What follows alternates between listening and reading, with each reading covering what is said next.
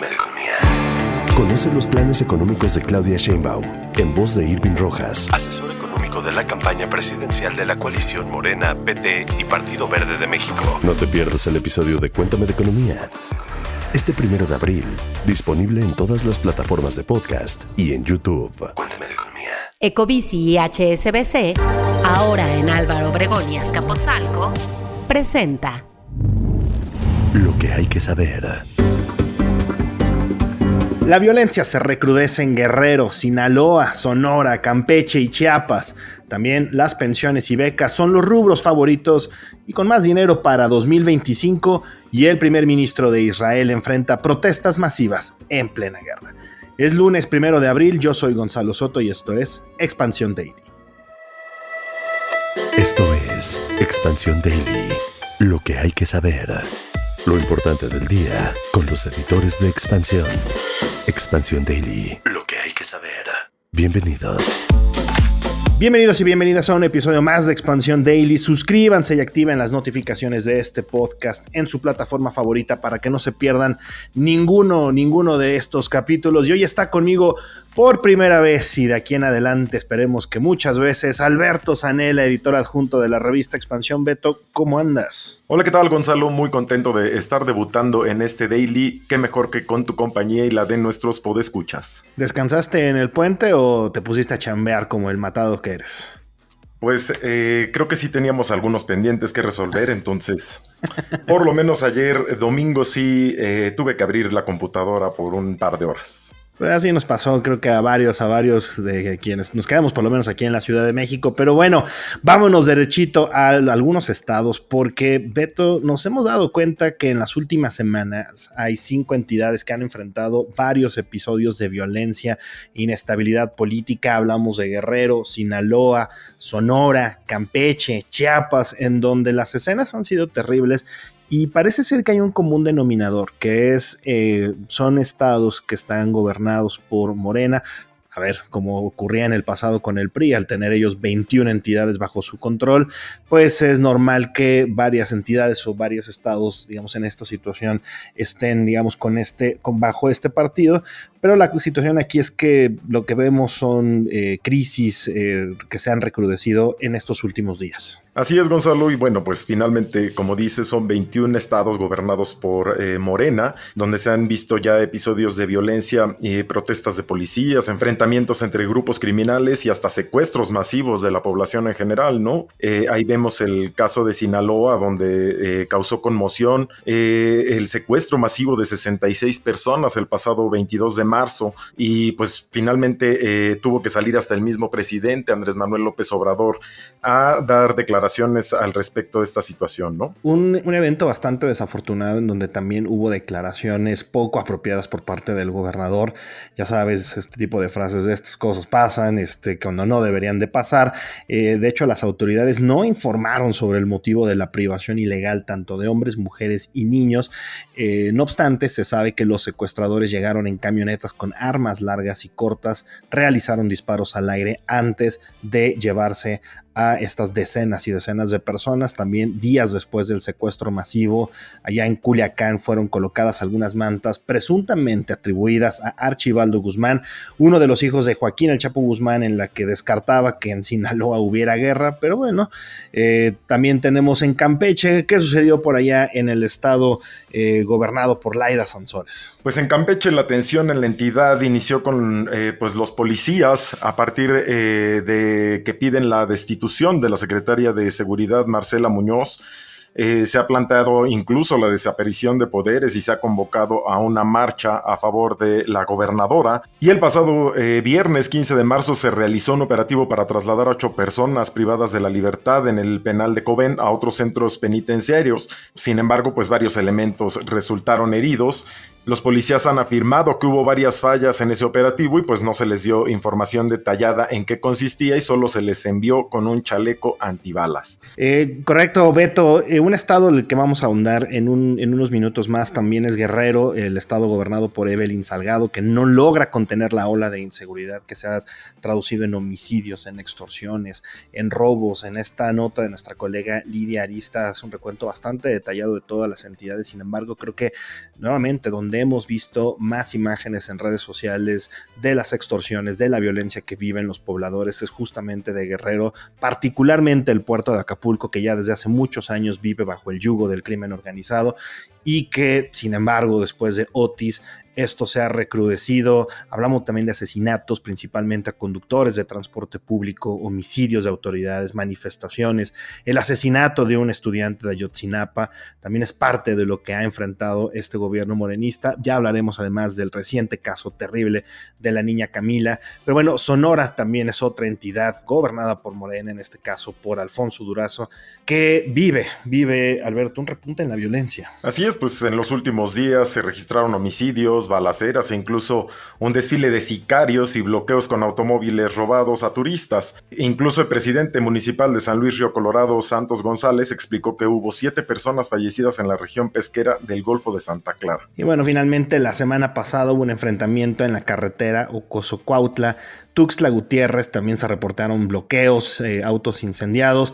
Ya la Fiscalía del Estado de Chiapas reportó el deceso de 2 personas, así como el hallazgo de varios autos quemados. Beto, no sé tú, pero a mí me da la sensación que no pasa un día sin que tengamos imágenes de violencia y algún tema de crimen recrudecido en muchas de estas entidades. Es correcto, Gonzalo. Yo creo que finalmente vemos prácticamente en todos los estados cómo se ha recrudecido la violencia. Nos brincan estos 5, ¿no? Porque son los que finalmente han tenido más impacto en redes sociales, han salido videos.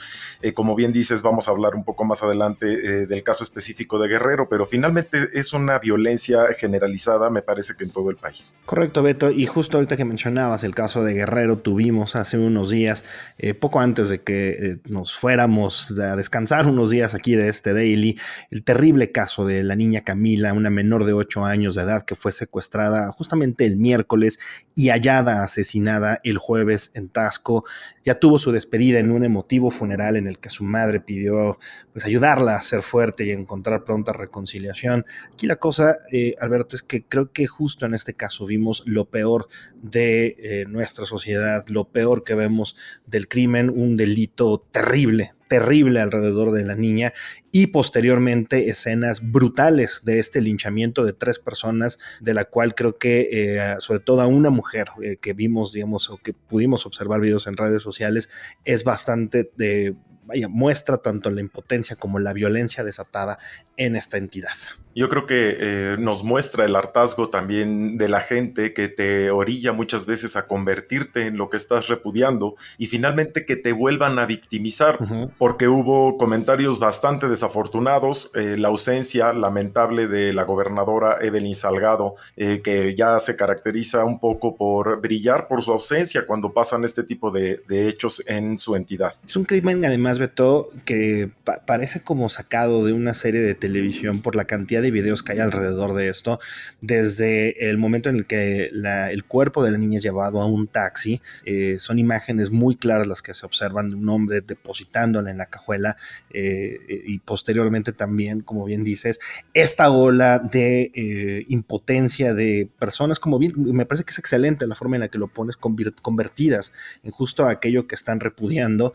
Tomar justicia por propia mano jamás es positivo, Beto. Nunca hemos visto un caso que salga, digamos, bien o un caso que termine bien en estas circunstancias. No obstante, como le dices, ¿dónde está la autoridad? ¿Dónde está la autoridad en todas estas situaciones que hemos visto? Así es, Gonzalo, y finalmente pues la autoridad vimos que está totalmente rebasada, ¿no? Incluso pues el alcalde de Taxco culpó a la Fiscalía de Guerrero por el linchamiento, porque pues dice que no tiene ni siquiera policías, ¿no? Que el cuerpo de policías ahí en Taxco pues es bastante reducido y finalmente estaban cuidando procesiones y todas las actividades alrededor de la Semana Santa. Entonces por eso te decía que pues viene después de todas estas imágenes de violencia, de asesinatos, pues viene la victimización, la revictimización, me parece, de incluso la madre de la pequeña Camila, ¿no? Para mí, Beto, no sé si coincidas, justo este caso muestra todo lo malo que prevalece en México alrededor, número 1, de la criminalidad, 2, de la impunidad, 3, de la impotencia y 4, de la ausencia de nuestras autoridades. Pero bueno, vamos a cambiar rápido ya de tema, vámonos a los números, porque la Secretaría de Hacienda y Crédito Público ya presentó la semana pasada, el miércoles por la tarde, este documento conocido como los precriterios de política económica, en los cuales, digamos, se esboza el panorama financiero, el panorama económico de nuestro país para el próximo año. Como saben, ya en este instante Hacienda está arrastrando el lápiz para ver cómo va a quedar el presupuesto económico del próximo año. ¿Y qué crees? Pues pensiones y becas son los rubros favoritos y con más lana para el 2025, como si no sobrara, Beto.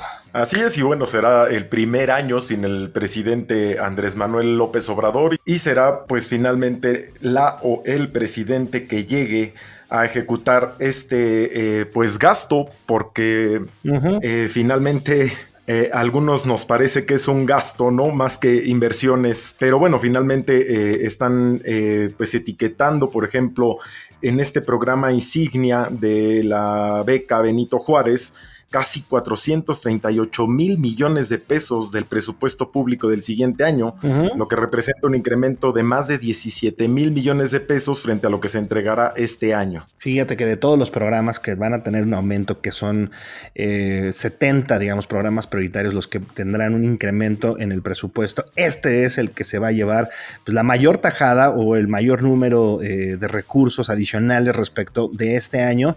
Y, por ejemplo, a ver, los cerca de 483 mil millones de pesos que se prevén entregar para 2025, el primero de quien llegue a la presidencia de México equivale a todo lo que se recaudó y un poco más del impuesto sobre la renta en 2023, que fueron 460 mil millones de pesos.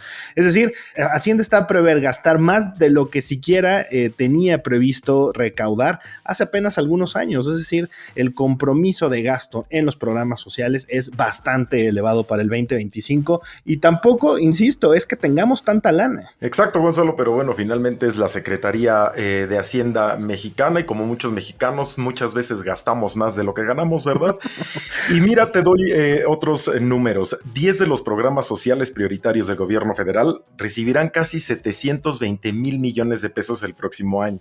La sugerencia de la Secretaría de Hacienda elevaría la cifra a más de 747 mil millones de pesos, una variación de 4% o poco más de 27 mil millones de pesos más que al cierre de lo previsto para 2024. Ya decías por ahí que hay incrementos entre los 1,000 y 2,000 millones de pesos para el caso de las becas Benito Juárez, para educación básica y media superior, obviamente Sembrando Vida, la pensión para personas con discapacidad permanente, es decir, en términos generales, los recursos para programas van a estar bastante más beneficiados o bastante consentidos. De nuevo, esperemos que la presidenta o el presidente, en caso de haber un milagro para Álvarez Maínez, ¿verdad? Pues qué cara va a poner o qué cara van a poner la próxima administración cuando vea pues todo lo que ya tiene comprometido de gasto. Pero bueno, vámonos hasta el otro lado del planeta, porque con y sin Netanyahu la paz en Israel permanece pues muy lejana, además de que el primer ministro israelí vive momentos muy complicados por una ola masiva de protestas. Además a Netanyahu le llovió sobre mojado porque encima de la guerra, encima de las protestas, nos lo tuvieron que operar. Así es, Gonzalo. Benjamín Netanyahu fue operado este domingo de una hernia, según informó su oficina, en un momento, pues como bien dices, en el que está librando una guerra.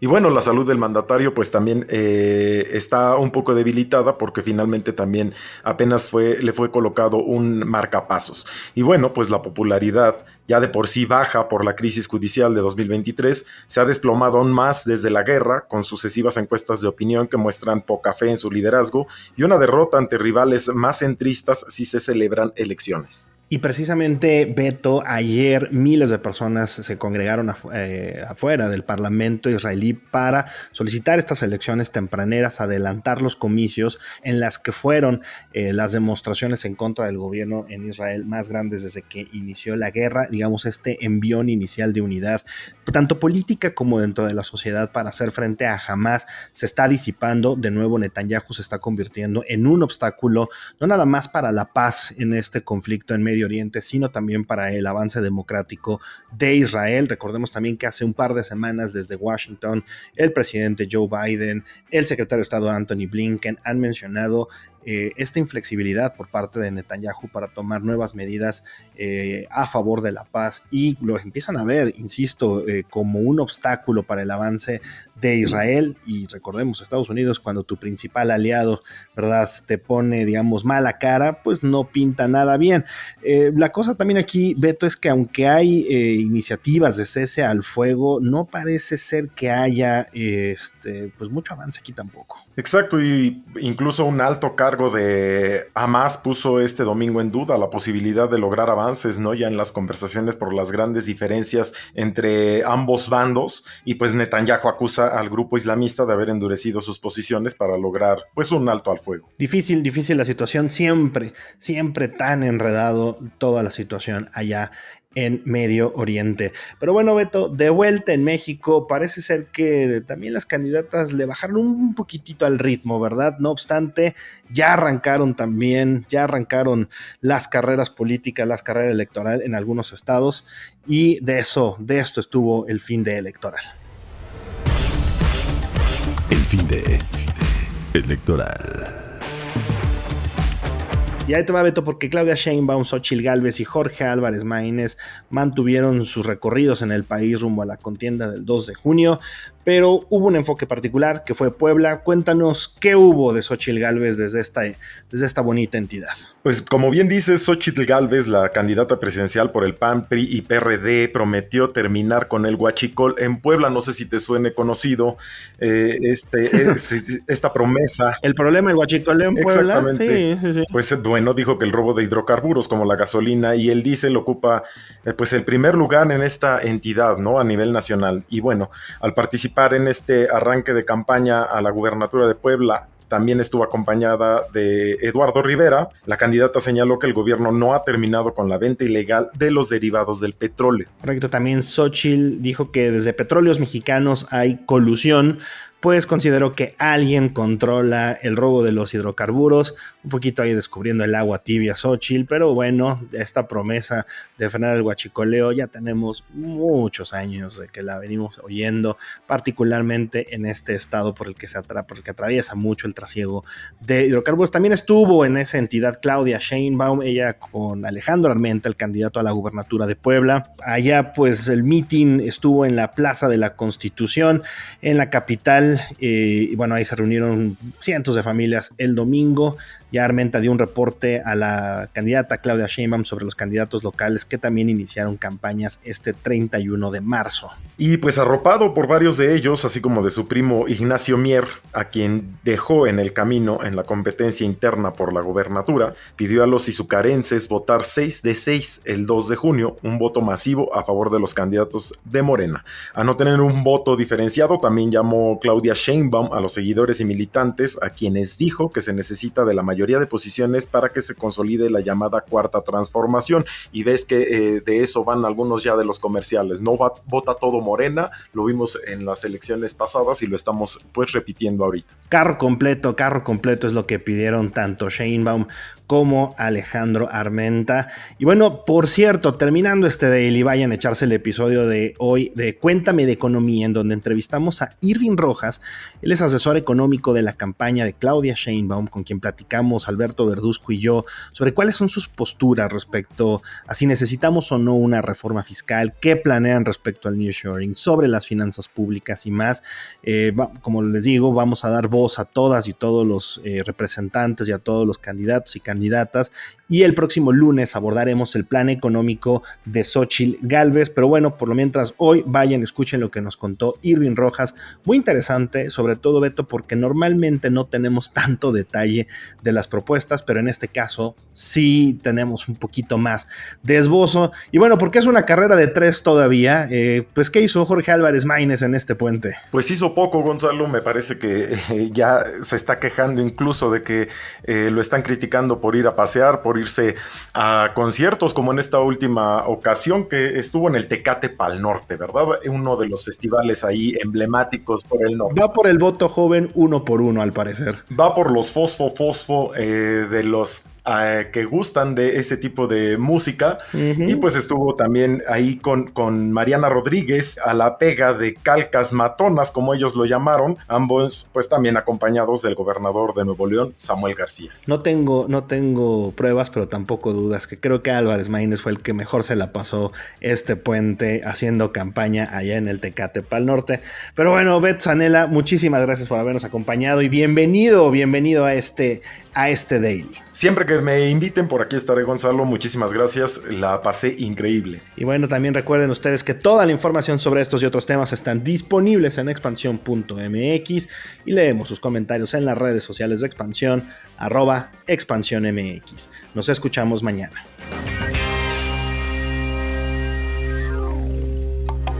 Expansión Daily. Escucha un nuevo episodio lunes a viernes a partir de las 6 de la mañana.